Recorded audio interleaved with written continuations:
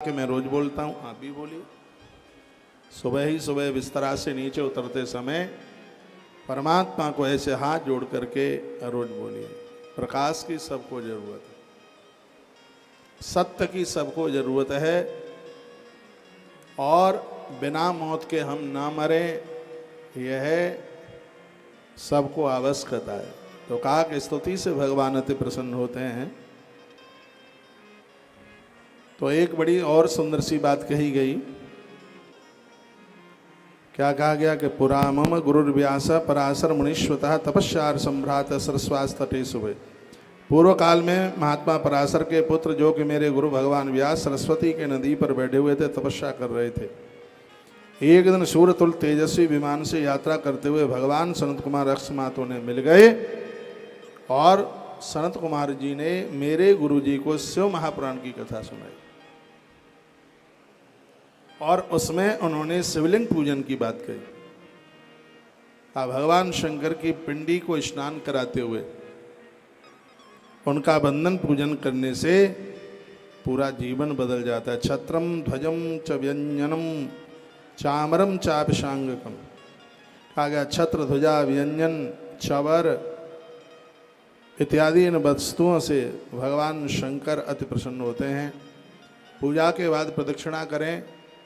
भगवान महादेव की आधी परिक्रमा लगती है, दुर्गा मैया की एक परिक्रमा लगती है, गणेश जी की 3 परिक्रमा लगती हैं, भगवान नारायण की 4 परिक्रमा लगती हैं और भगवान सूर्य देवता की 7 परिक्रमा लगती हैं।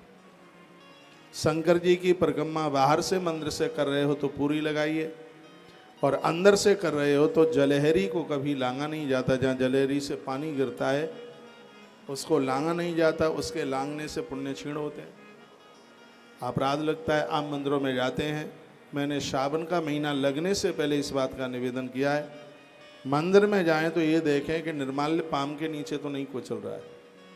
यदि ऐसा हो रहा है तो आपके पाम के नीचे पड़ी हुई जो बेल पत्रियाँ इत्यादि जो हैं उनको उठाइए, किसी थैले में किसी पॉलीथिन में उसको जरूर रखिएगा, नहीं तो बहुत अपराध होता है। महादेव के ऊपर चढ़ने वाले फूल पत्तियां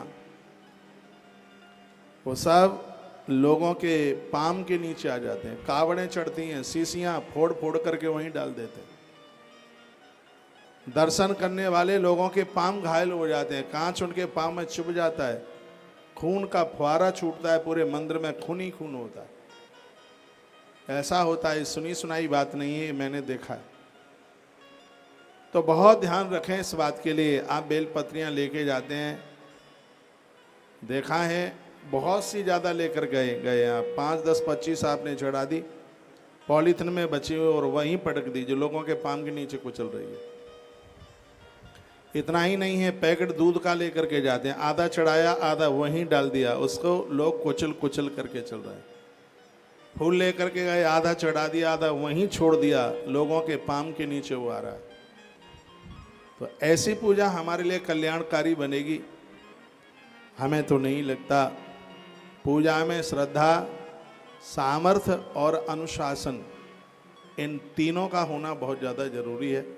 पूजा में अनुशासन सामर्थ्य के अनुसार, और पूजा में सेवा का भाव श्रद्धा ये होना ही चाहिए, तभी पूजा का फल प्राप्त होता है।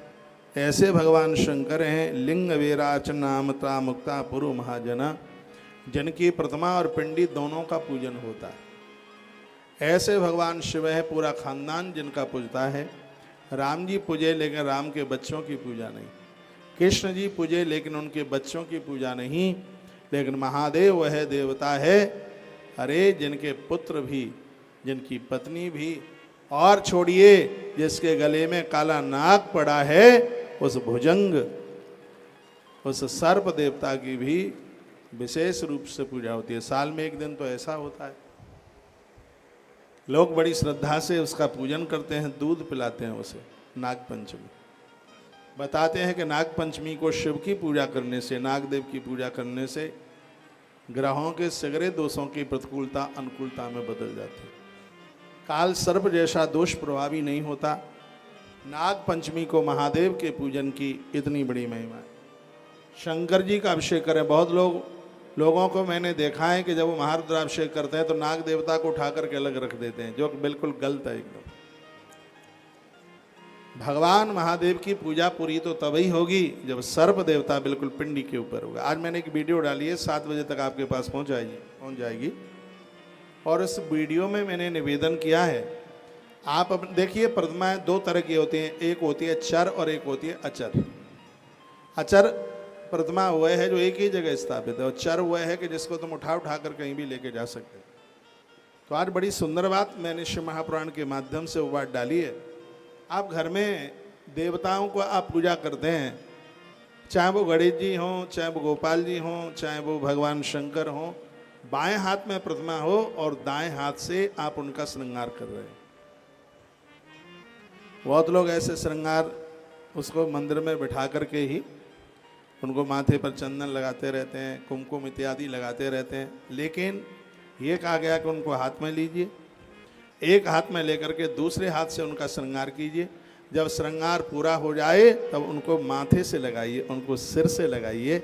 ऐसे ये देवता हमारे ताप प्रताप संताप को समाप्त कर देंगे। 7 बजे की वीडियो में इसको जरूर सुनिएगा। 4 बजे वेलपत्र को लेकर के एक बड़ी अद्भुत बात तुलसी मंजरी यूट्यूब चैनल पर 4 बजे, तुलसी मंगलवाणी यूट्यूब चैनल पर 5 बजे और तुलसी तपोवन यूट्यूब चैनल पर 7 बजे आज की तीनों वीडियो को जरूर सुनिएगा।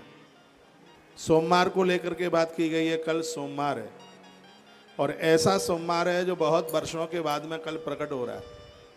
लक्ष्मी देने वाला कल का सोमवार है, क्योंकि कल नक्षत्र भरणी है और श्रावण के सोमवार में भरणी नक्षत्र आ जाए तो स्वयं माँ भगवती लक्ष्मी भगवान महादेव का रुद्राभिषेक करती है। देवता श्री सूक्त का पाठ कर रहे होते हैं। कल घृत से भगवान शिव को निलाना न भूलिएगा, क्योंकि घी में लक्ष्मी को स्थान पाया गया है। ज्योतिष के माध्यम से कल भरणी में सोमवार है, जो कि घोर कंगाली का नाश करता है। आपके आसपास जहाँ भी प्राण प्रतिष्ठित मंदिर हैं वहाँ आप जाइए, दर्शन कीजिए। इस महीने का दूसरा सोमवार है, अद्भुत है। बेलपत्तियाँ लेके जाइए, 5, 7, 21, 11 जो भी आपसे बनता है उतना लेके जाइए। गंगा जल लेके जाइए, इतनी सी डिब्बी में थोड़ा सा घृत लेकर के जाइए और उस घी को विशेष रूप से भगवान शिव के ऊपर चढ़ाइए। कल का यहाँ अभिषेक एक बड़ी विशेष पद्धति के साथ में होने वाला है। श्री सूक्त के द्वारा घृत भगवान शिव के ऊपर महारुद्राभिषेक में चढ़ाया जाएगा। आप यहाँ तक आए हैं, कहीं भी रहें, लेकिन कल के महारुद्राभिषेक में अपनी हाजिरी लगाइएगा। जिनकी पोथियाँ बैठी हैं उनके लिए रोजाना यहाँ अभिषेक हो रहा है। भीड़ भाड़ कम थी, ब्राह्मण ज़्यादा थे, काफ़ी ज़्यादा थे, तो मैंने कहा कि सुबह शाम दोनों अभिषेक इनके नाम करा दीजिए। लेकिन कल सोमवार को सुबह ही आपका अभिषेक होगा जिनकी पोथियाँ बैठी हैं, और शाम के लिए आपको अभिषेक में बैठना है तो आपको रजिस्ट्रेशन लेना पड़ेगा, नामांकन कराना पड़ेगा। जिनकी पोथियाँ नहीं बैठी हैं उनके लिए कल की सहयोग राशि महारुद्राभिषेक की 1500 रुपया है, और जिनकी पोथियाँ बैठी हैं उनके लिए कल शाम के महारुद्राभिषेक की सहयोग राशि 1100 रुपया है। पूरे अभिषेक में मैं खुद बैठूंगा, क्योंकि कल एक विशेष नक्षत्र में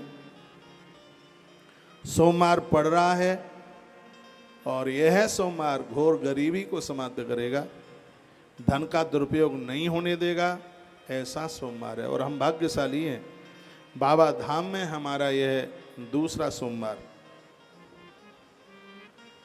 पहला तो निकल गया है वृंदावन में, यहाँ दूसरा सोमवार। 2 सोमवार महाकाल की धरती पर पड़ेंगे। भाग्य है, आनंद हो रहा है। और यहाँ कथा गाने में भी बड़ा मलूक लग रहा है, बड़ा अच्छा लग रहा है। बात टीवी पर सुनने वाले लोग भी, जगह रहेगी नहीं, आज ही आप अपना नामांकन करा लें। जिन्होंने 4 सोमवार या 5 सोमवार में अपना नाम रजिस्ट्रेशन करा दिया है उनको अलग से रजिस्ट्रेशन भी लेने की ज़रूरत नहीं है और अलग से पैसा जमा कराने की भी ज़रूरत नहीं है। उनके 4 सोमवार के लिए सहयोग राशि का मैंने अनाउंस किया था 4500 रुपया, 5 के लिए शायद 5100 रुपये का मैंने अनाउंस किया था। आपने जमा कर दिया होगा, नहीं किया होगा तो कर दीजिएगा। एक बार जयकारा लगाइए, बोलो बांके बिहारी लाल की जय हो, श्री हनुमान जी महाराज की जय हो, जय जय श्री राम, जय जय श्री राम, जय जय। श्री राधे श्याम। लिंग विराचन मात्रहन मुक्तापुर महाजना, जो महादेव का महारुद्राभिषेक करेगा, मुक्तापूर्व महाजना हमारे पुरखों ने भी कहा है, उनका उद्धार उनका कल्याण हो जाएगा। सौनक्षियों ने पूछा कि शिवलिंग प्रकट कैसे हुआ, कब हुआ, कैसे हुआ, इसके बारे में आप बता देते तो आपकी बड़ी कृपा होती। शिव पिंडी शिवलिंग कैसे प्रकट हुआ, सबसे पहला पूजन किसने किया? भगवान शंकर की शिव पिंडी का पूजन है, कौन सी विधि के द्वारा करना चाहिए और किन किन वस्तुओं से करना चाहिए, कौन से समय में करना चाहिए, कितने दिनों तक करना चाहिए, ये सब विस्तार पूर्वक आप हमें बता दें तो आपकी बहुत बड़ी कृपा होगी।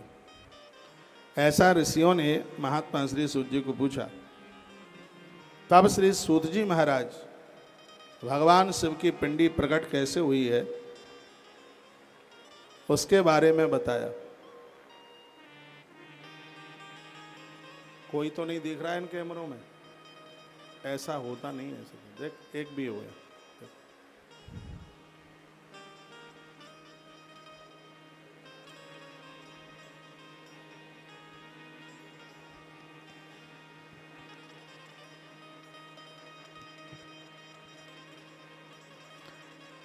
आशुतोष तुम अवडरदानी, आशुतोष तुम अवडरदानी, हरते हरहु दीन जन जानी। आशुतोषी तुम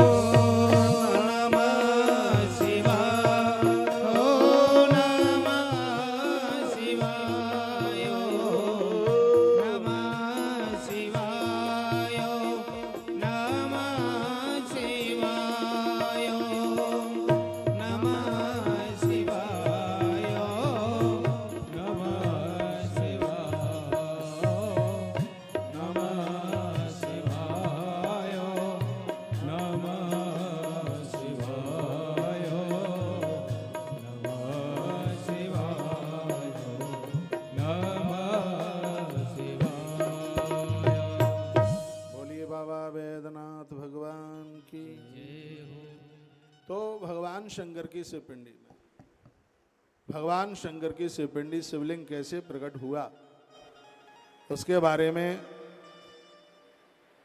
शिव महापुराण में बड़ा अद्भुत वर्णन किया। चलता पता नहीं है क्या, कैसे बंद हो गया है, ये सब बंद पड़े हैं ऊपर।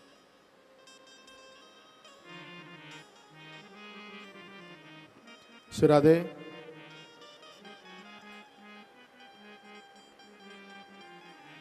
पुरा कदाचिदन योगीन्द्र विष्णु विषधरासनः सस्वाप परया भूत्वा स्वानुगैरपि संवृतः। बताया गया कि बहुत प्राचीन काल की बात है, किसी समय शेषाई भगवान विष्णु अपनी पराशक्ति लक्ष्मी जी तथा अपने पार्षदों से घिरे हुए शयन कर रहे थे, उसी समय घटना घट गई। क्या घटना घटी? यदृक्षयागस तत्र ब्रह्मा ब्रह्म विदाम्बरा। उसी समय विदाता ब्रह्मा भगवान के पास आए। भगवान उनको देख करके खड़े नहीं हुए तो ब्रह्मा को ये बड़ा बुरा लगा। ब्रह्मा ने कहा, कस्तम पुरुषपक्षेवा दृष्टा मामापि दृप्तवत उत्तिष्ठवत समाम पश्या तब नाथा मिहागतम। तुम्हें पता है कि मैं तुम्हारा पिता हूं।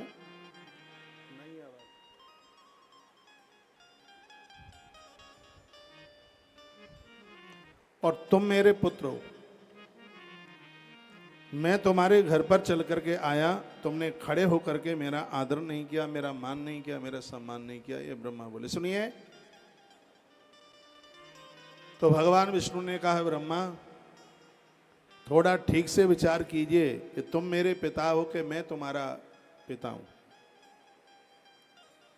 और इसी बात के ऊपर दोनों में बड़ी जोर से झगड़ा हो गया। आगतम गुरुमाराध्यम दृष्टा यो दृप्तवाचरित द्रोहिण तस्य मूढ़स्य प्राप्तस्थ विधीयते। जो पुरुष अपने श्रेष्ठ गुरुजनों को आया हुआ देखकर उद्वत के समान आचरण करता है, उस मूर्ख गुरुद्रोही के लिए प्रायश्चित का विधान किया गया। ब्रह्मा के इस वचन को सुनकर क्रोधित होने पर भी भगवान तो मुस्कुराते हुए ही बात कर रहे थे। ब्रह्मा ने कहा, वत्स विष्णु महान आगतम काल वेगता। ब्रह्मा बोले, हे वत्स, काल के प्रभाव से तुम्हें बहुत घमंड हो गया, तुम्हें अभिमान हो गया, तुमने हमारा आदर नहीं किया, तुमने हमारा मान नहीं किया। भगवान ने कहा, तुम मेरी नाभि कमल से उत्पन्न हो, अतः तुम मेरे पुत्र हो, तुम तो व्यर्थ बातें कर रहे हो। भगवान बोले, मतस्तम जगदिदम वत्सः मनुष्य तुम ही चोरवत। तुम्हारा स्वभाव तो ऐसे है जैसे किसी की चोरी कर ली जाए तो संपत्ति को अपना मान लिया जाए। भगवान नारायण से ब्रह्मा आदर चाहते हैं। और एक बड़ी सुंदर सी बात का यहाँ वर्णन किया है, जो अपने पूज्यों से आदर चाहेगा, मान चाहेगा। रिश्ते में तो भगवान विष्णु को माना गया है, कहा गया है देवता तो ये तीनों अपने आप में बड़े श्रेष्ठ हैं, लेकिन फिर भी भगवान शंकर, विधाता ब्रह्मा और जितने भी देवता हैं वो सब विष्णु को आदर तो करते ही हैं। इनको बड़ा बुरा लगा कि तुमने खड़े होकर के मेरा आदर, मेरा मान नहीं किया, मेरा सम्मान नहीं किया। दोनों में लड़ाई होने लगी इस बात के लिए। एक ने कहा मैं बड़ा हूं और एक ने कहा मैं बड़ा हूं। ब्रह्मा ने कहा मैं बड़ा हूं, भगवान विष्णु ने कहा मैं बड़ा हूं। हंस और गरुण पर आरोहित होते हुए ब्रह्मा और विष्णु दोनों में युद्ध तैयार हो गया, लड़ने लगे। ब्रह्मा और विष्णु के गण भी आपस में परस्पर में वो आपस में युद्ध करने लगे। दोनों में बड़ी जोर से झगड़ा हुआ। देवता अंबर आकाश की तरफ से इस युद्ध को देख रहे थे।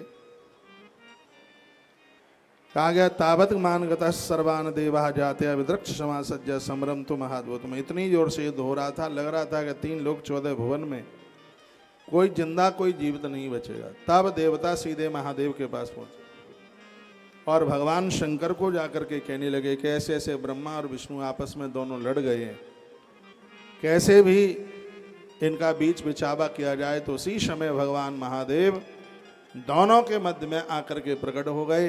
दोनों को महादेव ने रोका, लेकिन जिसको शंकर जी पकड़ते हैं उसी को ताकत आती है। कहा मुझे छोड़ दीजिए। वैसे भी लड़ाई में आप देखोगे, जिसको आप पकड़ोगे वही छाती निकाल करके बाहर आता है। कहता मुझे छोड़ दो, आज इसको देख के बताऊंगा। तो भगवान शंकर ने जिसको भी रोकने की कोशिश की, युद्ध इतना था, इतनी जोर से युद्ध हुआ कि उसमें भगवान शंकर को भी घायल होना पड़ा। भगवान को क्रोध आ गया और भोलेनाथ ने कहा कि अच्छा तुम अपने आप को इतना बड़ा समझ रहे हो कि हमें कौन बड़ा है, तो निर्णय मैं कर देता हूं। तुम्हारे मध्य में अभी एक स्तंभ प्रकट होता है। और उसी समय भगवान शंकर एक तपते हुए लाल लोहे के स्तंभ के रूप में, बिल्कुल वो रक्त वर्ण का था, और उसी समय वो स्तंभ वहां प्रकट हो गया। यानी भगवान शंकर ने अपने आप को पिंडी स्वरूप में प्रकट कर दिया। जहां पर यह प्रकट हुआ अरुण रंग का, यानी अरुण मीन्स लाल, लाल रंग का था। वर्तमान समय में उस स्थान को अरुणाचल प्रदेश के नाम से जानते हैं। अगहन के महीने में यह प्रकट हुआ। इसलिए शिव महापुराण में बड़ी अच्छी बात कही है, क्या है कि अगहन के मास में जो अन्न पैदा होता है, भगवान शंकर के महारुद्राभिषेक के बाद में यदि उसका भोग लगाया जावे तो 1 वर्ष की पूजा करने का फल प्राप्त हो जाता है। अगेन के महीने में जो जो चीज़ें पैदा होती हैं, मूंग अगेन में आती है, दिवाली के बाद ही आती है मूंग, इसलिए शंकर जी को मूंग अति प्रिय बताई गई। जो भी चीज़ें हैं जो दिवाली के बाद जिस फसल का आना होता है वह भगवान शिव को अति प्रिय है, इसलिए उन वस्तुओं का भोग लगना चाहिए। इसके लिए भी मैंने आज एक वीडियो भेजी है और वह आपके मोबाइल पर रात तक पहुंच जाएगी। छोटी छोटी वीडियो 5-7 मिनट की जाती हैं, लेकिन ये बड़े कमाल की हैं। सब बातें यहाँ कथा में तो नहीं हो पाती हैं, लेकिन उनको एक वीडियो के माध्यम से यूट्यूब या फेसबुक के माध्यम से आपके पास तक वो बात पहुँचाई जाती है। वो बात अपने आप में बड़ी विशेष होती है। अरुण रंग का यानी लाल रंग का यह स्तंभ प्रकट हुआ, इसलिए उस स्थान को आज अरुणाचल प्रदेश के नाम से जानते हैं। जैसे 12 ज्योतिर्लिंगों की बहुत बड़ी महिमा है। बहुत लोग बड़े चक्कर में पड़े हैं, वो कहते हैं कि परली का असली है कि यहाँ का झारखंड का असली है। आपका दिमाग क्या बोलता है? हाँ, मेरा वो देना शिव महापुराण का दूसरा खंड होगा।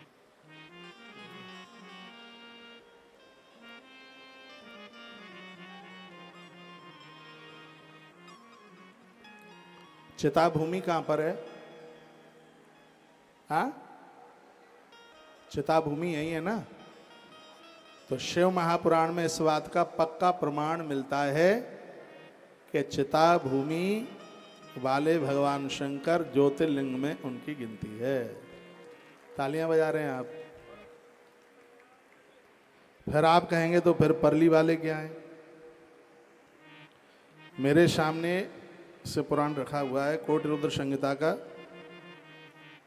शतरुद्र संहिता का 42 नंबर का अध्याय है और कोटि रुद्र संहिता का आरंभ का अध्याय, उसमें इसका वर्णन किया है। सौराष्ट्रे सोमनाथम च श्रीशैले मल्लिकार्जुन उज्जैन्याम महाकाल ओमकारे च अमरेश्वर। इसमें ममलेश्वर नाम ही नहीं है, उनका नाम अमरेश्वर नाम है। केदारो हिमत पृष्ठे डाकिन्याम भीम शंकर वाराणस्याम च विश्वेशा त्र्यंबको गौतमी तटे वैद्यनाथ चिता भूमौ नागेशौ दारुकावने श्वेत वंदे च रामेश घुस्मेश च शिवालय। तो इसमें वर्णन है वैद्यनाथ चिता भूमौ। जिस स्थान को चिता भूमि के नाम से जाना जाता है, यह भावी ज्योतिर्लिंग वैद्यनाथ वहीं उसी स्थान पर शिव महापुराण ने माना है। तालियां तो आपकी इच्छा की बात है, आप बजाएं कि ना बजाएं आप जाने। फिर आप कहोगे तो परली वाला क्या है? आप ये भी कह सकते हैं और आप ये भी कह सकते हैं तुम ही विद्वान हो क्या, तुमसे पहले कोई और नहीं हुए क्या? मुझसे पहले बहुत हुए। हो सकता है कि जितनी बारीकी से मैंने पढ़ा है उतनी बारीकी से और न पढ़ पाए हों, इतना भी हो सकता है। 12 ज्योतिर्लिंग हैं, तो उन 12 ज्योतिर्लिंगों के 12 उपलिंग भी हैं। 12 उपलिंग भी हैं, उनकी बड़ी महिमा है। जो 12 उपलिंग हैं उनकी भी बड़ी महिमा है। एक बड़ी बारीकी से मैं बात बता रहा हूँ जिसको सुनने में बड़ा अच्छा लगेगा। सोमेश्वरस यत लिंगम अंत केश मुदाहृतम मय्यम सागर संयोगे तनलिंगम उपलिंगकम।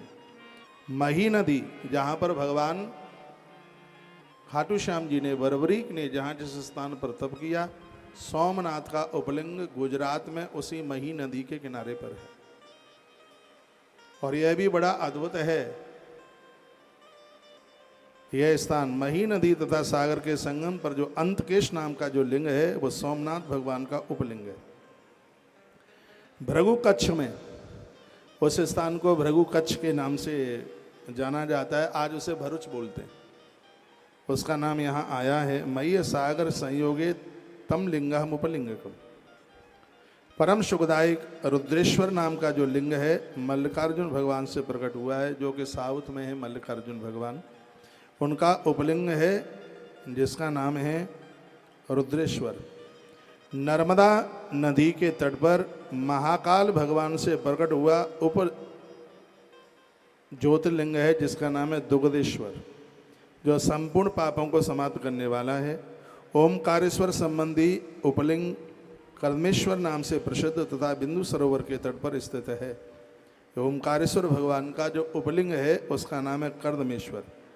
यमुना नदी के किनारे मधुपुरी जिसका नाम है मथुरा, यमुना नदी के किनारे भगवान केदारनाथ का उपलिंग है जिसको वर्तमान समय में भगवान भूतेश्वर नाथ के नाम से जाना जाता है।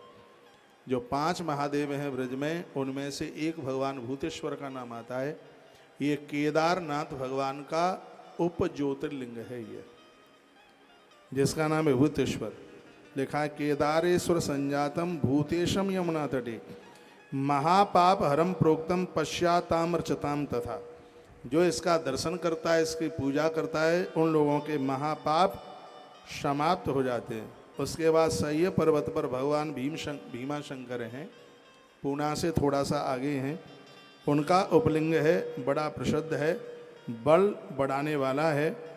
और उनको सह्य पर्वत पर स्थित भगवान भीमेश्वर नाम के लिंग भीमा शंकर का उपलिंग है। वो जहाँ पर वो देखा जाता है, जो वर्तमान में उसका नाम भीमेश्वर नहीं है, उनका नाम है भीमा शंकर। और उनका जो उपज्योतिर्लिंग है, उपलिंग है उनका नाम है भीमेश्वर। उसी प्रकार से प्रसिद्ध लिंग महान बल को बढ़ाने वाला है। विश्वेश्वर यानी विश्वनाथ भगवान का उपलिंग है जिसका नाम है शरण्येश्वर नाम से प्रसिद्ध है। त्र्यंबकेश्वर से सिद्धेश्वर लिंग प्रकट हुआ है। और अब नाम आता है बाबा बैद्यनाथ का।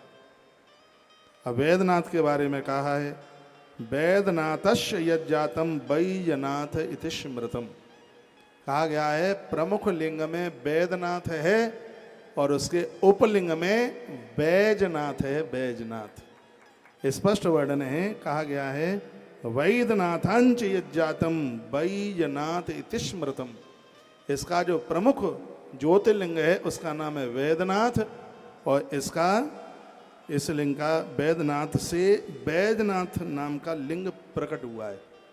बैद्यनाथ से बैजनाथ प्रकट हुआ है। तो आज हम उसका पूरा सर्च कर रहे थे, देख रहे थे। हमने कहा इस मंदिर पर कहीं बैजनाथ तो नहीं लिखा, तो यहाँ बैजनाथ नहीं लिखा है, यहाँ बैद्यनाथ लिखा है। और महाराष्ट्र में जो शिवलिंग है उस पर बैद्यनाथ नहीं, उस पर बैजनाथ शब्द लिखा हुआ है। तो ये बहुत ध्यान में रहे। जो बैद्यनाथ है वो प्रमुख ज्योतिर्लिंग में से है और उसका जो दूसरा उपलिंग है उसका नाम है बैजनाथ। बैजनाथ समझ में आ रहा है? खैर ये बात मैं कहूँगा तो मराठा के लोगों को हो सकता है मेरी बात अच्छी ना लगे, लेकिन हम तो भगवान महादेव के भगत हैं। वहाँ दर्शन के लिए पहुँच जाएँ तो वो हमारे लिए प्रमुख हैं, यहाँ आ जाएं तो यह हमारे लिए प्रमुख हैं। लेकिन सही यही है कि झारखंड वाले प्रमुख ज्योतिर्लिंग में से हैं और मराठा वाले उसके उप ज्योतिर्लिंग में से हैं। ग्रंथ तो यही बात कहता है। तालियां काय के लिए बजा रहे हैं? आपका झारखंड वाला प्रमुख है इसलिए। दोनों का दर्शन कर लीजिएगा, दोनों का नाम आया है इसमें, लेकिन लिखा ये है कि इसका जो प्रमुख लिंग है वो बैद्यनाथ है और उपलिंग है वो बैजनाथ है। यदि इसको बैजनाथ कहते होंगे तो ये उपलिंग में आएगा, और उसको बैजनाथ कहते होंगे तो वो उपलिंग में आएगा। जिसका नाम बैद्यनाथ है वो प्रमुख ज्योतिर्लिंग है और जिसका नाम बैजनाथ है वो उसके उपलिंग में, उसकी गिनती श्री शिव महापुराण में की गई है। और श्लोक भी पढ़ते हैं तो उसमें परल्याम बैजनाथम च शब्द आता है। परल्याम, परली में परल्याम बैजनाथम, वहां बैद्यनाथ शब्द है ही नहीं, उसमें बैजनाथ शब्द लिखा है। और शिव महापुराण में बैद्यनाथ को प्रमुख ज्योतिर्लिंग और बैजनाथ को उसका उप ज्योतिर्लिंग माना गया है, ऐसा स्पष्ट लिखा है। मैं ये कहाँ से बोल रहा हूँ? कोटरुद्र संहिता का अध्याय नंबर 1 और श्लोक नंबर 42, 42 नंबर के श्लोक में इस बात की चर्चा की गई है जो मैं आपको निवेदन कर रहा हूँ। ऐसा नहीं है कि मैं झारखंड में कथा करने के लिए आया हूँ और इसलिए मैंने इनको प्रमुख और उनको उपलिंग बना दी। मैं कौन होता हूँ ऐसा करने में? मेरी तो आस्था, मेरी तो श्रद्धा दोनों के प्रति है। मैं तो दोनों को ही मानता हूँ, विशेष मानता हूँ। इसमें असली नकली की तो कोई बात ही नहीं है। ये बात मैं इसलिए कह रहा हूँ कि जिन्होंने मराठा के परली के बैजनाथ का दर्शन किया है, अपनी 12 ज्योतिर्लिंग यात्रा पूरे करने के लिए झारखंड वाले महादेव के दर्शन करने ही पड़ेंगे, नहीं तो आपकी 12 ज्योतिर्लिंग यात्रा पूरी नहीं होगी। नहीं होगी, पूरी कैसे हो जाएगी? तो 42 नंबर के श्लोक में कहा है वैद्यनाथं च यज्जातम बैजनाथ इति स्मृता शब्द लिखा है। बैद्यनाथ से ही प्रकट होने वाला जो शिवलिंग है वो बैजनाथ है। अब जो शिव महापुराण में जो नाम आता है उसमें परली का नाम नहीं है। जो ये श्लोक बताए गए हैं इसमें चिताभूमि का नाम, तो चिताभूमि इसी क्षेत्र को बोलते हैं। मैं श्लोक बोल रहा हूँ सौराष्ट्रे सोमनाथं च श्रीशैले मल्लिकार्जुन उज्जन्याम महाकाल ओंकारे चामरेश्वरः केदारो हिमवत्पृष्ठे डाकिन्या भीमशंकरः वाराणस्यां च विश्वेशः त्र्यंबको गौतमी तटे वैद्यनाथ चिताभूमं नागेशो दारुकावने सेतुबंधे च रामेशो घुस्मेश शिवालय। ये वर्णन किया है। ये 12 ज्योतिर्लिंगों के लिए यह बात बताई गई। बोलिए भक्त वत्सल भगवान की जय हो। इसके 4 नंबर के अध्याय में, कोट रुद्र संहिता के 4 नंबर के अध्याय में शायद द्वारा से, ये नाम द्वारा से बोले गए हैं। मैं देखता हूं कहाँ है। कोट रुद्र संहिता, हाँ, शतरुद्र,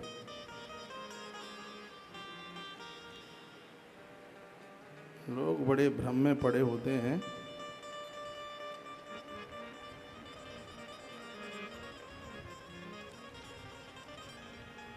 हाँ, अध्याय नंबर 1 श्लोक नंबर 21 में फिर इन श्लोकों का वर्णन किया गया जिसमें 12 ज्योतिर्लिंगों का नाम लिया गया।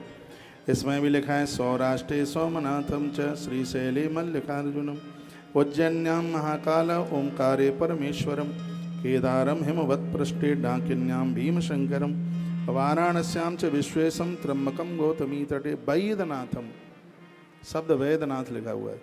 वैद्यनाथम चिताभूमं नागेशम दारुकावने सेतुबंधे च रामेशम घुस्मेशम च शिवालय द्वादशैतानि नामानि प्रातरुत्थाय पठेत सर्व पाप निर्मुक्ता सर्व सिद्धि फलम लभेत। जो जागते समय, सोते समय, जब समय मिले तब जो इन 12 ज्योतिर्लिंगों का नाम लेगा उनके संपूर्ण अपराध तो समाप्त हो जाएंगे, सर्व सिद्धि फलम लभेत। उन्हें अपनी आराधना साधना में उन्हें सिद्धि मिल जाएगी। तो हम बड़े बड़भागी हैं, भाग्यशाली हैं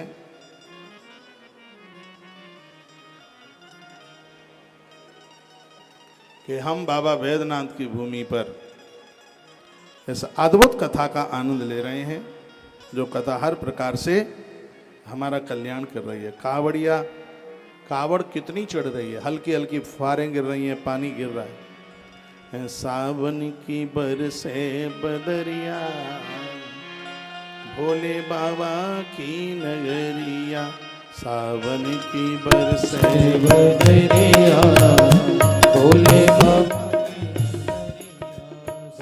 की नगरिया मेरे बाबा की नगरिया, बाबा की नगरिया मेरे बाबा की नगरिया, सावन की बरसे बदरिया भोले बाबा की नगरिया, सावन की बरसे बदरिया भोले बाबा की नगरिया।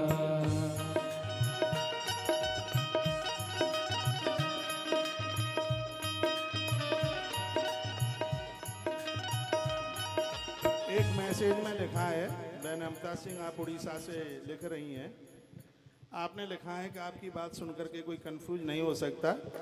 आपने पूरे प्रमाण के साथ, श्लोक के साथ ये बात कही है और मैं इस व्यासपीठ से मैं निवेदन कर रहा हूँ, बोल रहा हूँ, तो बात कोई हल्के में तो ये हो ही नहीं सकती। बस हम ही लोगों की गलतियाँ रही हैं कि हम समाज को ठीक से बता नहीं पाए।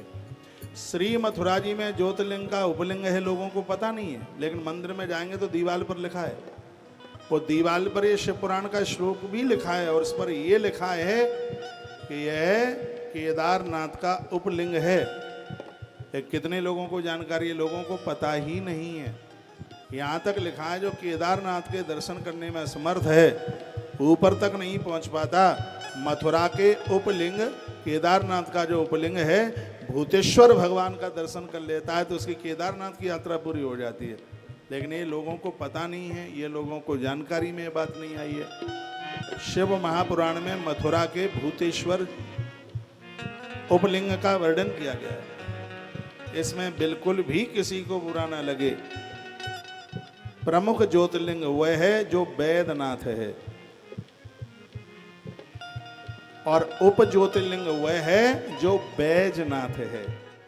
अब आप देख लीजिए कि बैद्यनाथ कौन सा है, बैजनाथ कौन सा है। परल्याम बैजनाथम च, परली के लिए वैजनाथ शब्द आया है, लेकिन झारखंड वाले के लिए बैद्यनाथ शब्द आया। इसमें लिखा है वैजनाथ वैद्यनाथ ज्योतिर्लिंग का उप ज्योतिर्लिंग है, तो इसी से वो प्रकट हुआ है।